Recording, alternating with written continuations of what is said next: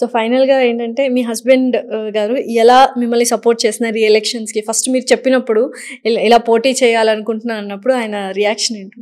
నా హస్బెండ్ నాకెప్పుడు సపోర్ట్ చేస్తూనే వచ్చారండి. నేను ఇప్పుడే మీకు చెప్పాను, నాకు ఒక గవర్నమెంట్ జూనియర్ కాలేజ్‌లో నేను పనిచేసినప్పుడు చక్రపాణి గారు ఐఏఎస్ ఆఫీసర్, అవును.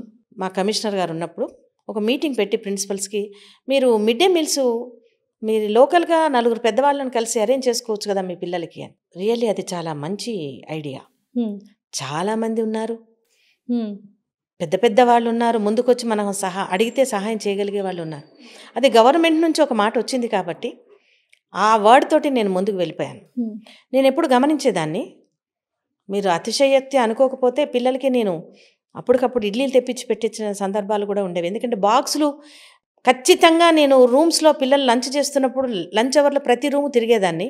ఏమ్మా అయినా బాక్స్ ఓపెన్ చేసుకోకుండా కూర్చుంటే, ఎందుకమ్మా బాక్స్ ఓపెన్ చేసుకోలేదు నువ్వు అంటే, నేను తర్వాత తింటాను మేడం, అది మేడం, ఇది మేడం అంటే, ఎందుకు తర్వాత తింటావు, అందరితో పాటు ఇప్పుడు తిను అని చెప్పి బాక్స్ ఓపెన్ చేస్తే ఎంప్టీ బాక్సెస్ చూసిన రోజులున్నాయి.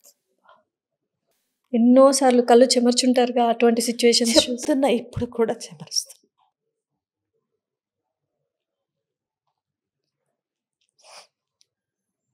అలా ఎంప్టీ బాక్సెస్ చూసిన సందర్భాలు ఉన్నాయి. అప్పుడు నేను క్లాస్మేట్స్కి చెప్పానమ్మా, మీరు భోజనం చేసే ముందు ప్రతి ఒక్కరు గమనించుకోండి, పక్కన కూర్చున్నమ్మా ఏం తింటుంది అని. ఒకవేళ నేనేమన్నా బై మిస్టేక్ ఓవర్లుక్లో వెళ్ళిపోతే నాకు ఇంటిమేషన్ ఇవ్వండి, నేను తప్పనిసరిగా వాళ్ళకి ఏదో ఒకటి అరేంజ్ చేస్తాను. ఎంప్టీ స్టమక్తో ఉంటే వాళ్ళు పాఠాలు వినలేరండి, విన్నది మైండ్కి ఎక్కదు, తలనొప్పి వచ్చేస్తుంది.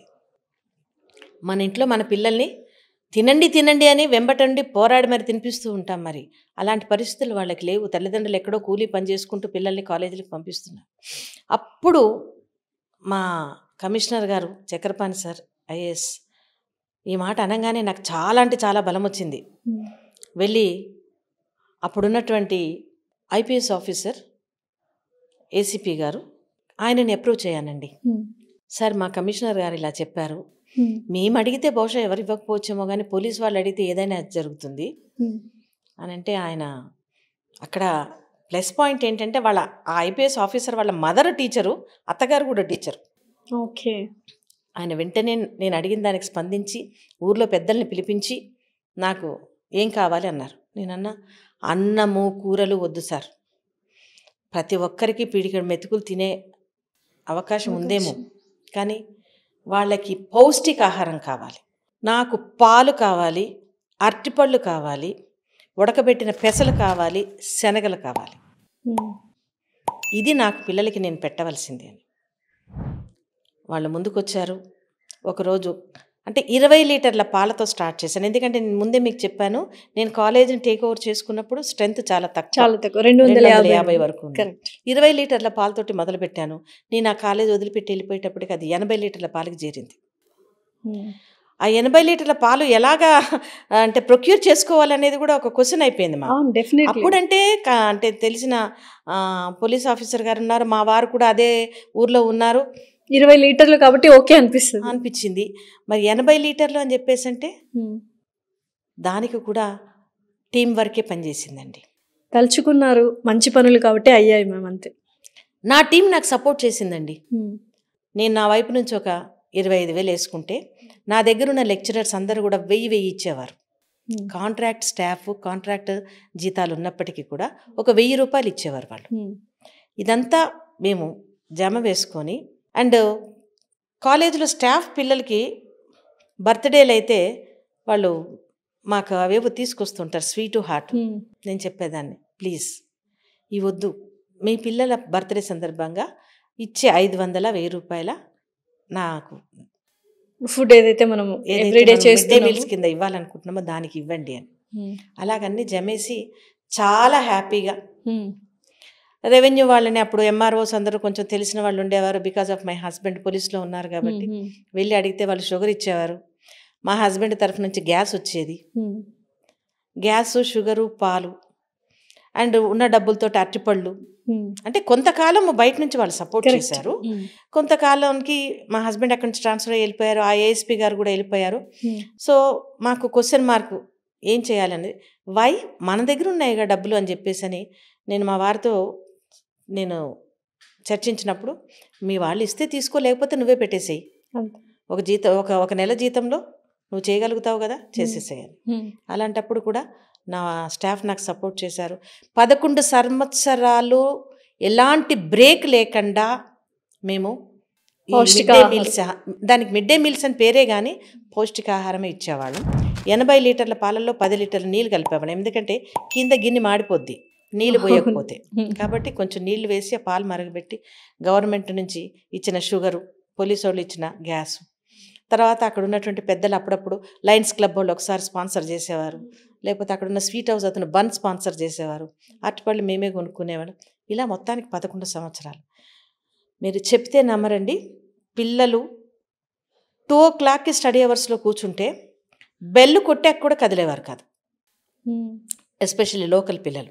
అమ్మ బెల్లు కొట్టారు మీరు వెళ్ళిపోతే మేము వెళ్తామని లెక్చరర్స్ బతిమలాడుతుంటే కూడా, మేడం మాకు ఇంకా చదువుకోవాలని ఉంది, ఇంటికి వెళ్తే మాకు చదువుకోలేని పరిస్థితులు ఉంటాయి. ఎందుకంటే కొంచెం అక్కడ ఈ డ్రింక్ అనేది చేస్తారు ఇంట్లో. కరెక్ట్. ఇంట్లో ఫాదర్ డ్రింక్ చేస్తారు, కొందరు ఇళ్లలో మదర్ డ్రింక్ చేస్తారు, తప్పదు, డైలీ లేబర్స్ చేస్తారు. వీళ్ళందరూ రాత్రంతా కొట్లాడుకుంటూ ఉంటారు, పెద్దగా అరుచుకుంటూ ఉంటారు. వీళ్ళింట్లోనే కాదు కదా, పక్కింట్లో కూడా అదే పరిస్థితి ఉంటుంది. మేడం మాకు ఇంటికి వెళ్తే చదువుకునే పరిస్థితి ఉండదు, మేము ఇంకా కొంచెం సేపు చదువుకుంటాం. అలాంటప్పుడు ఏం చేసేవాళ్ళం అంటే జెంట్స్ స్టాఫ్ని పంపించేసేసి లేడీ స్టాఫ్ ఒకరు ఎవరన్నా వాలంటరీగా ముందుకు వచ్చేవాళ్ళు. ఈరోజు నేను ఉంటాను మేడం అని ఒక అటెండర్ని పెట్టి 1 గంట ఎక్స్ట్రా మేము ఉండి మళ్ళీ చదివించి పంపించేవాళ్ళు. అంటే మీరు అంత ఇంట్రెస్ట్ని కల్పించారు వాళ్ళకి, ఆ పరిస్థితులు మీరు కల్పించే. ఎందుకంటే వాళ్ళ సీనియర్స్ని చూశారు. ఇప్పుడు ఒక జూనియర్ ఒక సీనియర్ని చూసి ఇన్స్పైర్ అవటం. డిగ్రీకి వెళ్ళారు అక్క మీరు, వాళ్ళ మార్కులు చూసి వాళ్ళే ఆశ్చర్యపోయేవారండి, ఇన్ని మార్కులు కూడా మేము కూడా సంపాదించుకోగలుగుతామా అని. ఎందుకంటే పిల్లలకి గవర్నమెంట్ కాలేజీల్లో ఇన్ని మార్కులు వస్తాయా అనేది చదువుకోవడానికి వచ్చిన పిల్లలకే తెలియదు. ఎందుకంటే అప్పుడు అట్లా రిజల్ట్స్ అలా ఉండేవి. అండ్ వాళ్ళకు ఉన్నటువంటి బ్యాక్గ్రౌండ్ కూడా అలాగే ఉండేది. స్కూల్స్లో బయట ఎక్కడ చదువుకున్నా కూడా.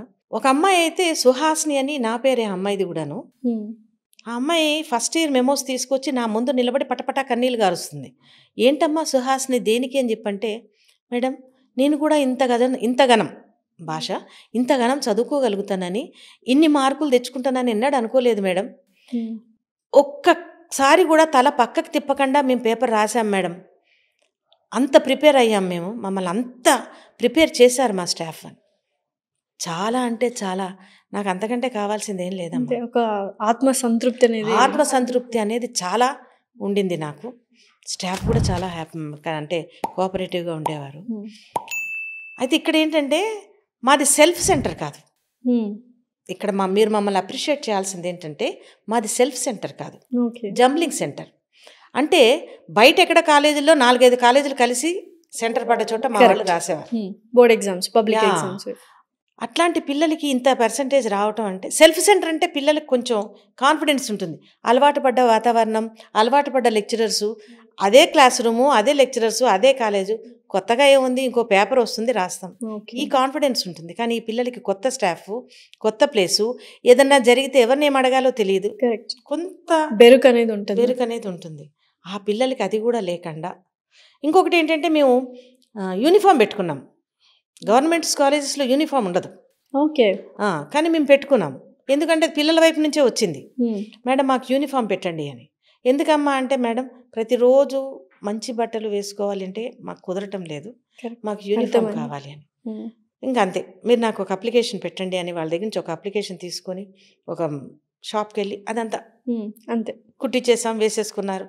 బ్లూ కలర్ ఉండేది uniform, blue and blue white చున్నీ. అలుగు వర్షిణి మేడం మా కాలేజ్కి వచ్చారు, పెద్దపల్లి కలెక్టర్గా పనిచేస్తున్నాం.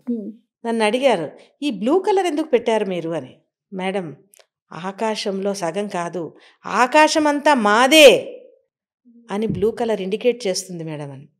వారే వాటే కాన్సెప్ట్ అని. సో అలాగా పిల్లలు యూనిఫామ్, నాకు అది ఇంకొకలాగా ఉపయోగపడింది. ఆ యూనిఫామ్తో నా స్టూడెంట్ ఎక్కడన్నా పొరపాటున ఎక్కడన్నా, టీనేజర్స్ కదా, ఎక్కడన్నా కనిపిస్తే నాకు ఫోన్ వచ్చేది వెంటనే, మేడం మీ యూనిఫామ్తో ఉన్న అమ్మాయి పలానా చోట పలానా విధంగా ఉంది అని. వెంటనే స్టాఫ్ని తీసుకొని అక్కడికి వెళ్ళి ఆ అమ్మాయిని తీసుకొచ్చుకొని కూర్చోబెట్టి కౌన్సిలింగ్ చేసి మళ్ళీ తీసుకెళ్ళి ఇంట్లో దింపి మదర్కి చెప్పేవాళ్ళం, ఏమీ అనొద్దు, మేము చూసుకుంటాము, మీకు మాత్రం చెప్తున్నాం, ఆ అమ్మాయి కాలేజీకి వస్తుందా లేదా అని మేము మీకు ఫోన్ చేస్తాం, మీరు మాకు సమాధానం చెప్పండి సరిపోతుంది.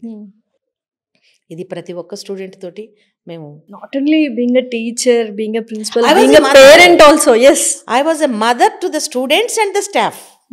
మీరు కాకపోతే ఇంకెవరు పోటీ చేయాలి, ఇంకెవరు గెలవాలి మేము, నిజంగానే చెప్తున్నా. అలాంటి పరిస్థితుల్లో మేము చేయగలిగాము. ఏదో మాకు తోచింది మేము చేస్తేనే ఇంత సంపాదించుకున్నాం కదా, పేరు ప్రఖ్యాతులు కాదు, పిల్లల్ని. కరెక్ట్.